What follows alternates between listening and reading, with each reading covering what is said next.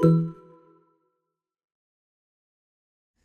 this guide, I will be showing you guys how to find and delete all viruses on iPhone. Let's get started. First, start by clearing website data in Safari. Launch settings, navigate to the option apps, find Safari and launch it.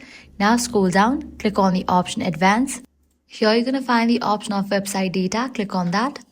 Now click on the option remove all website data. This will delete stored cookies, scripts, and cache files that may have caused pop-ups, redirects, or other unwanted behavior.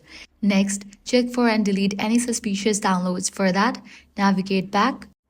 Launch your Files app, tap Browse, then select On My iPhone. Carefully look through the folders for any files you don't recognize.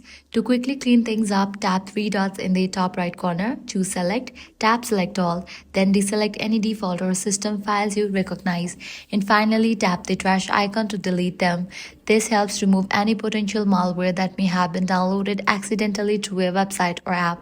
Finally, make sure your iPhone is running the latest version of iOS. For that, navigate back to the main page of settings, go to General, click on Software Update, check for updates and install the latest version available or enable automatic updates.